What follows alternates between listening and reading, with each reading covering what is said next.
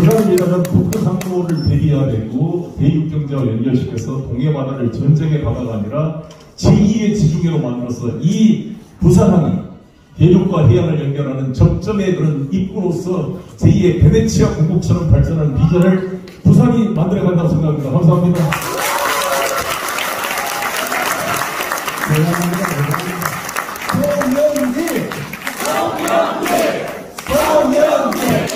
오늘 가덕신문에 대해서 이야기보다는 현재 정세, 그리고 내년 총선, 그리고 대선에서 중앙당과 부산의 전략이라든지 여러 가지 상황들에 대해서 동료 대표님의 의견을 좀 들으러가고, 근데 우리 박진희 교수님께서 주로 중앙이라든지 전국 현안에 대해서 질의 분석하시고, 저 같은 부산의 총선이라든지 그런 이야기 좀 나눠서 하는 게 좋을 것 같습니다. 근데 우리 박진희 대표님께서 야당은 투쟁, 혁신, 비전 세 개입니다.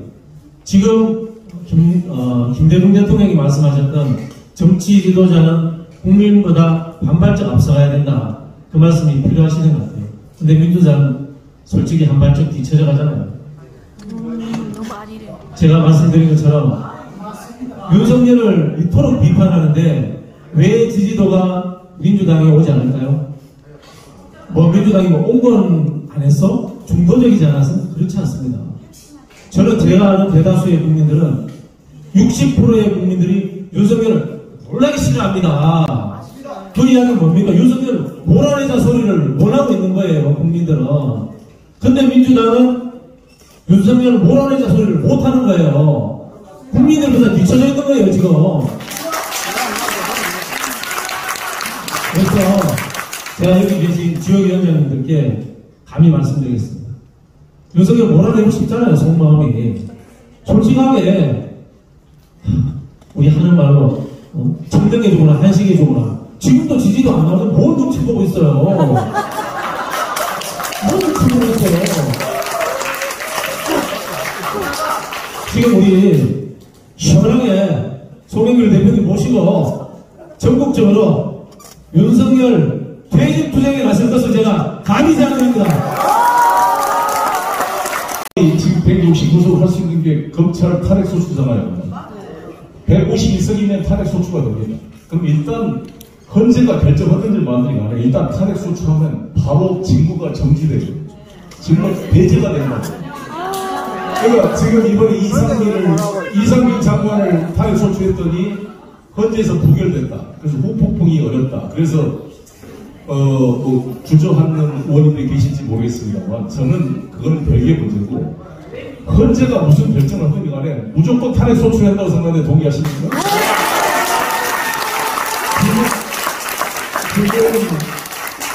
지금 이동관 내정자 방통위원장 벌써부터 반헌법적 행위를 하고 있잖아요. 나는 되자마자 벌써 언론 사람부터 반헌법적 행위를 할 거라고 봅니다. 막 출적시켜요. 캐비넷을 만들어서 해가지고 지금 이상민과는 별개로 현재 검사들은 위법 행위가 분명히 드러나 있잖아요. 그러니까 이거는 헌재가 저는 함부로 기각시킬 수 없다고 봅니다. 설령 헌재가 기각하면 헌재는 못 쉬고 우리 민주당은 탄핵 소추라도 해야 다음에 과반수 이상 정답 의석을 달라고 말을 명분이 있지. 그것도 안 해놓고 뭘 또 과반수를 아니 그리고 검사들은 마음대로 기소하잖아요. 맞습니까? 아니 조국이까지 기소하냐 이런 잔인한 놈들이잖아요.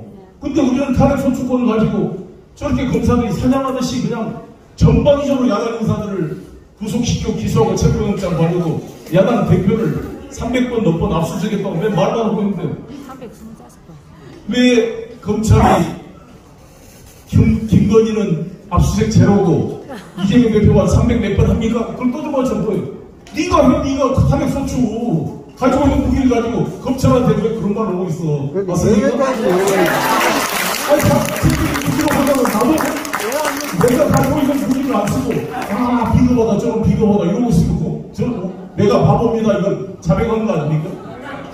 아니 국민이 169석에 헌법기관에 칼을 줬는데 그걸 안 쓰고 검사들 나쁜 놈들 나쁘다 뭐. 근데 왜 알면서 여기까지 안 했어요? 그 바보들이 바보들의 행진하네 바보들. 왜 국회의원 됐어 그럼? 시민들은 말할 수 있어요. 왜 얘기를 안 했어요? 전 민주당원들이 전부 다 서명운동하고 모든 의원들한테 해야 됩니다, 이거. 지금 이상민이 장관이 현재 기각됐다 후보봉이 우리한테 옵니까? 난 저쪽에 온다는 159명의 아이들을 죽게 나는 안전주무 장관을 해임시켜야 되는데 이게 현재 기각된 것이 우리한테 후보봉이 와요? 그거는 나는 더듬이가 없는 국민의당 이야기고 일반 국민을 요가져다 이상민 결국 재벌이 한 거 보세요. 집에서 바가지 밖에 나가 생 것처럼 또 사고 치잖아요. 또 이상민 이런 사람들이 이 공항공단 만들어서 이 가덕도 보면 안 됩니다. 저는 가덕도가 성공하려면 강동석 같은 사람이 있어요. 박태준 같은 사람이 있어요. 박태준이 있었기 때문에 포항제철이 성공한 겁니다. 강동석 장관이 있었기 때문에 인천국제공항을 세계적 공항으로 만들어낸 겁니다. 저는 이상민 검사 맨날 나와 조식이 나온 놈들을 여기다 시켜놓으면 될 것도 안 돼요. 맞습니까? 네. 그러니까 그거 할 줄 알아야 돼요. 조그마한 집에 교회를 운영 못한 놈들 그냥 술 먹다가 사고나 치고 진짜 일본을 뽑아서 그것조차 못하면 정말 윤석열 정권을 맡으면 저는 죄악입니다. 죄악. 도수 진보를 넘어서 운동이야 나. 아니 뭘 먹고 사는 문제를 해결해야지. 우리 생겨났던 아이들을 안 죽게 안전이라도 지켜줘야지.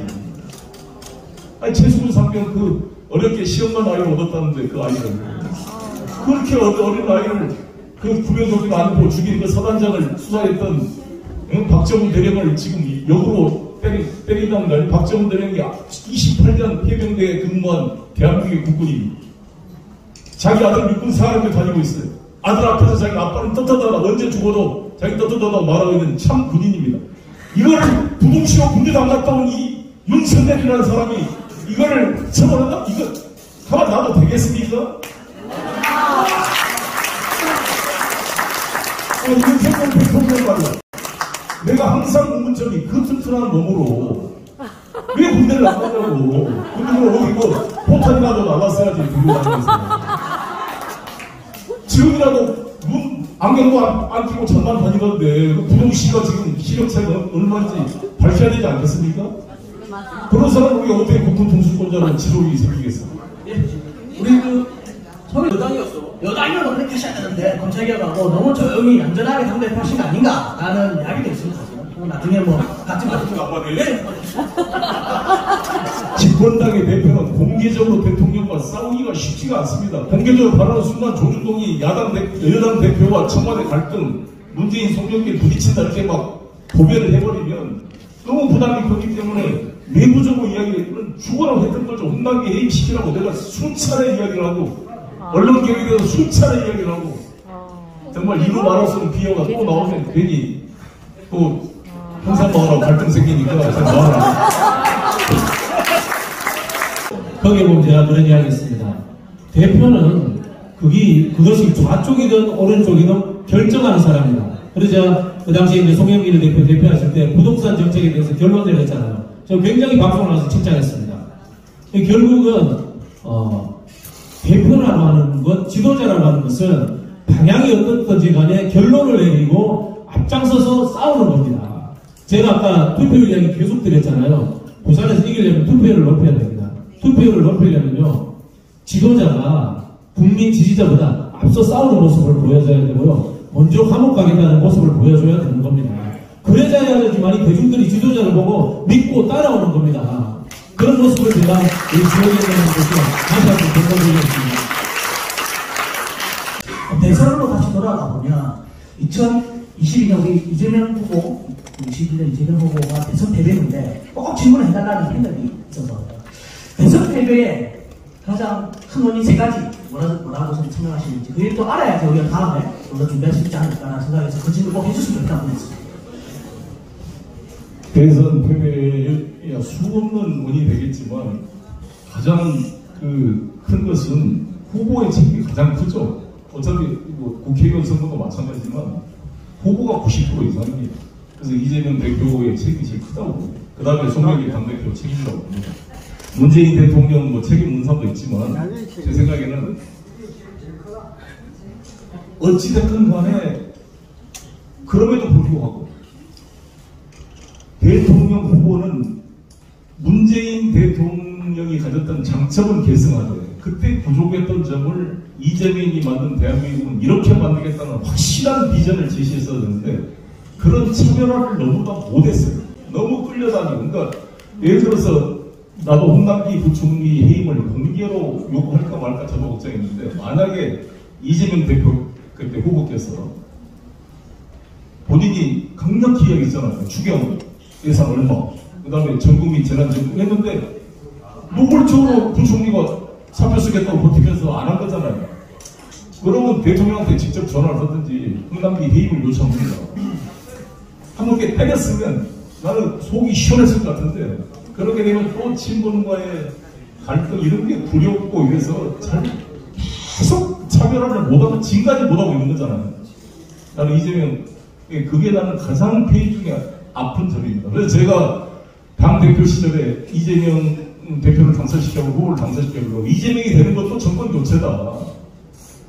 그랬더니 청와대에서 항의가 왔어요. 무슨 정권 교체냐.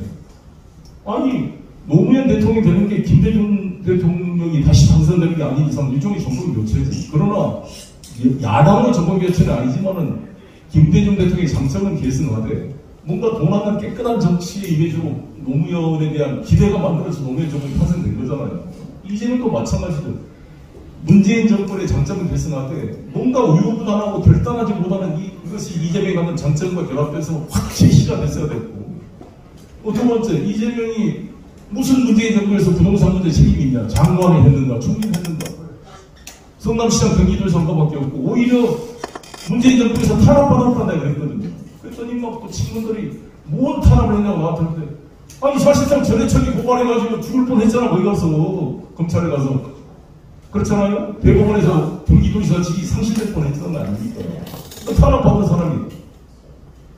근데 그 얘기인데 백대문이 이재명 싫다고 윤석열 측은 큰일 난다 이렇게 얘기한 거잖아요. 이렇게까지 제가 일부 친문 세력으로부터 화살을 받고 공격을 받으면서도 뭔가 이재명을 후보를 차별화시키려고 제가 나름대로 저는 노력했다고 봅니다. 근데 이재명 후보께서 이걸 확 받아가지고 선명하게 자신의 칼라 이재명이 이런 대한민국은 이런 것입니다라는 정말 이재명 나온 맛을 확 보여줬어야 되는데 너무 자꾸 우면하고 혹시라도 분열이 생길까봐 이렇게 아우르다가 죽도 없다 아니고 아우르고 가다 보니까 그리고 이낙연 후보를 선대위원장을 모시겠다고 그러더라고요. 제가 당대표잖아요. 추미애 당대표 때 당대표가 상임선대위원장을 양보했습니까? 아니 뭐 이낙연 후보 데려오십시오. 저는 고맙습니다. 대신 공동 상임선대위원장을 혹시나 내가 그랬어요. 아니 내가 당대표인데 공동으로 해야 될 거 아닙니까? 근데 공동으로 안 한다는 거죠. 나보다 위로 올라가겠다.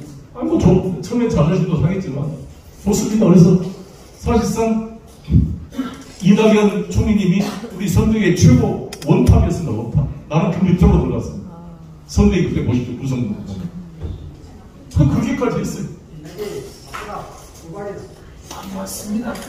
아무튼 결론은 두 번째는 우리 국회의원들이 안 뛴 거잖아. 제대로 많이 뛰는 거 있지만 그래서 나는 이번 총선 공천심사 때 이재명 후보 득표율 다 계산해가지고 그 전 득표율과 문재인 후보 득표율과 비교를 해가지고 좀 철저히 공천심사에 반영했다고 생각합니다. 우리 손흥민 대표님이 생각하는 정치개혁에 지금 시점에서 정치개혁의 가장 중요한 것은 무엇이고 본인은 어떤 역할을 할 수 있는지에 대해서도 좀 올라갔습니다. 저는 정치개혁은 민주당 개혁부터 시작했다고 보는데 저는 민주당의 그 당원 구조에 있어서 여기 계신 지역위원장도 계시지만 각 지역위원회를 활성화시켜서 사조직화되는 공조직화 시켰다고 봅니다. 마치 고려 강경 때 사병을 혁파해서 정말 내가처럼 고려시대 때 이 다 그 영주들이 지방 호족들이 사병을 거두고 모여있는 그러한 조직이지 이게 대한민국의 정당 민주당의 공조직인가 봐요. 다 사조직 연합체를 사병을 혁파하고 민주당의 공조직으로 만들어가는 과정을 해야 된다. 그래서 저는 국회의원 자리도 현역 국회의원들이 기득권을 만들고 방어할 게 아니라 중심위에서 경선 자격을 얻은 사람들이 되면 최소한 2번 이상 TV 토론을 하고 아까 말씀드린 지방선거 득표율과 대선 득표율 따지고 지방선거 때 공천 장거해가지고 떨어진 지역에 대한 분명한 저는 책임을 져야 된다고 봅니다. 각 지역위원장 국회의원들이 갑질해가지고 시의원, 구의원 공천하는데 뭔가 좀 불공정한 것을 통해서 당원의 단결이 저해되면 반드시 본선에서의 경쟁력 약화가 돼가지고 떨어지는 경우가 나타나고 전라도 지역에서 떨어진 사람들이 많아요. 이것에 대한 분명한 그런 대중적 책임을 정책 책임을 물어야 된다. 그런 걸 해가지고 시민들의 도전이 허용되는 그러한 민주당, 살아있는 민주당으로 혁신을 해야 된다 이렇게 생각합니다. 약 10분 자주 뵈니까 지금 제가 이제 부산 사람입니다. 서울말을 완벽하게 부산 사람입니다. 토하지 마시고요. 네. 유혁진 형님 저처럼 서울말 쓸 수 있으세요? 그래서 제가 말씀드리기를 투표율을 올려야 된다. 그건 결국 앞장서 싸워야 된다. 그리고 두 번째는 중도라고 하는 부산의 사람들이 가지고 있는 보수 야당 성향이 분명히 존재합니다. 분명히 존재합니다. 그래서 당분간 우리가 선거에 이기기 위해서는 북한 관계 문제라든가 또는 사회복지 정책보다는 거대 개발 공약, 그 다음에 산업 정책 이런 것들을 부산에서 만들 필요가 있습니다. 원래 부산이 서울보다 80년대 초반까지 잘 살았잖아요. 그럼 부산의 자존심을 건드리는 보수 야당 전략도 일부 필요하다 이 말씀을 드리겠고요. 제가 그 대통령 선거 졌을 때 이재명 대표한테 슬쩍 그런 이야기를 하셨습니다. 에이씨 부산 사람이었으면 이겼을 건데 이게 왜냐면요 문재인 대통령은 다자구도에서 부산에서 39% 득표했습니다. 이재명 대표는 양자구도에서 부산에서 38% 득표했습니다. 결국 민주당 대통령은 부산 경남에서 만드는 겁니다. 어쩔 수 없는 인구 구성이 그렇습니다. 인구 구성이 그렇습니다. 그런 부분이 존재했고요. 지난 또 충청도는 한국 정책 특징상 큰 떡을 줘야 됩니다. 세종시 줘야 되고, 과학 비즈니스 벨트 줘야 되고, 이런 데에 또 길들여져 있는 정치적 습관이 있습니다. 그리고 서울은 우리 부동산 정책에서 실패한 거잖아요. 제가 이야기를 드리는 건 뭐냐면, 대선의 패배의 책임을 구체적으로 정책과 구도의 문제로 분석하지 못하고, 사람에게 덮어씌우는 그런 데 현혹되지 마십시오. 그러면 우리가 역사적으로 간직해야 될 분, 그리고 앞으로 또 키워야 될 분들, 괜히 우리가 분란 속에서 희생시킬 수 있습니다. 그래서 여러분들은 박진영 TV를 보셔야 됩니다. 그래서 우리 송영길 대표님께 마지막으로 드릴 질문은 다음의 정치 행보, 개인의 정치 행보는 생각을 하고 계십니다. 물론 당연히 윤석열과의 싸움에서 앞장서시겠다는 걸 알고 있습니다. 그럼에도 여기는 우리 홈그라운드이기 때문에 조금은 좀 저희한테 가르쳐 주셔도 안 되겠나 그 말씀으로서 다음에 정부 조금만 가르쳐 주십시오.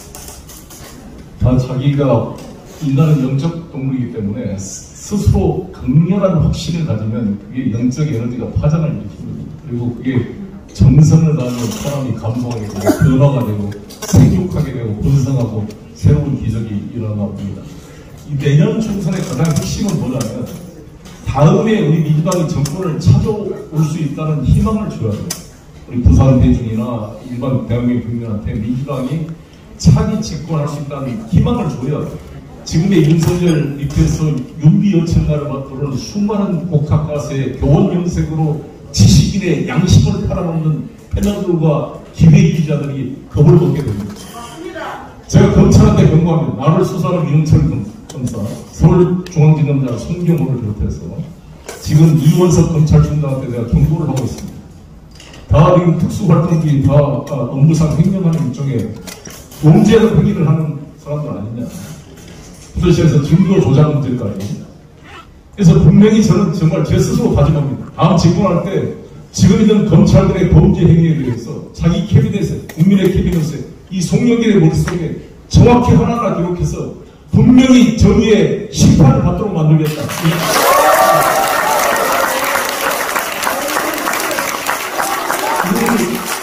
윤석열 대통령 말씀처럼 5년짜리가 겁도 없이 이렇게 함부로 헌법을 위반하고 완전히 검찰권 가지고 깍듯이라고 있는 이 행위를 과연 그대로 될 수 있다고 보십니까? 가만 놔둬야 되겠습니까? 대한민국이 우습게 보이자고 이 대한민국이 정말 3년 용기로 핏땀을 낸 민족의 투쟁 역사와 동양제, 유월항쟁, 황조항쟁으로 만든 이 자랑스러운 민주공화국을 이 평생 검사로 삽질하다가 군대도 안 갔다 온 사람이 이 김구라는 여자를 만나가지고 완전히 무슨 대통령 놀이를 하고 있는 거 아닙니까? 이 대한민국이 좀 우습게 보입니까? 아니 윤석열 대통령 대한민국에서 한 게 뭐, 자기가 말한 자유민주주의에서 한 게 뭐 있습니까? 서울법대 출신들이 육군생활학교 군사법제 세력과 만나가지고 군사법제 패시즘을 다 합리화시켜주는 법기술자로서 모든 사회 민주노동운동세를 탄압하고 기소했대 앞장섰던 군사법제 검찰 육법당 세력들 아니었습니까? 육사와 서울법대 뭘 해서 저희들 개국 행위했습니다. 이런 자들에게 대한민국을 다시 맡겨놓을 수가 없어요. 그래도 뭘 유능하기라도는 모르겠어요. 유능하기라도. 제가 뭐 놀라있지만 그래도 군사법제 노태우 예를 듭시다. 노태우 대통령 6.25 선언했죠. 이동통신 만들었죠. 고속철도 만들었죠. 남북기본합의서 만들었죠. 한민족 공동체 통일만 만들었죠. 남북한 유엔 동시 가입했죠. 중국과 수교했죠. 소련과 수교했죠. 88 올림픽 성공적으로 개최했죠. 2000 국제공항 착공했죠. 정말 노태우한테 한 게 많아요. 내가 노태우 씨 아들 노재현한테 그 아버지가 한 게 많다. 내가 노소영 씨하고 친하게 지내는데 그래서 내가 노태우 대통령한테는 내가 참배하러 갔습니다. 돌아가셔서 당대표 자격. 전관한테는 안 갔지만 왜 아들이라도 나와서 5.18에 가서 참여를 했기 때문에 그렇게 해가도 의미 있는 대한민국 발전에 의미 있는 했어요. 노태우가 뭐예요? 윤석열이 뭐라는 거죠? 159명 아이들을 죽게 만들고 이상면을 해임도 안 시켜. 이게 대통령 무책임 정치인이 책임 정치니까요. 자식이 없으니까 부모하고 놀라는 겁니다. 그래서 여러분 우리가 이길 수 있다는 확신 그리고 쫄지마 민주당 당원들 뭐 저도 마찬가지. 그래서 제가 검찰에 2번이나 나가서 구속시켜라. 뭐 대통령을 정말 공개적으로 현직 대통령을 전직 대표가 고발하는 것도 처음 있는 일인데 저도 왜 부담이 없겠어요. 제 개인에 대한 두려움보다도 내 주변 사람들을 막 갈아 마시잖아요 지금. 거의 100번 압수수색한 것 같아요 벌써. 미안함이 이런 게 없습니다. 그래도 나 그분들이 검찰에 조사받고 와서 송 대표 잘 싸운다. 나는 괜찮다. 싸우라 이럴 때 난 눈물이 나서 고맙더라고요. 박수하고. 그래서 버리면 없습니다. 우리 모든 걸 버리고 정말 저는 요즘에 감옥과 싸울 각오로 불 켜놓고 잔다니고요. 감옥에 가면 불을 안 끄거든요. 불 켜고 자는 것을 연습하고 있습니다. 아무튼 그런 각오로 싸웁시다. 감사합니다.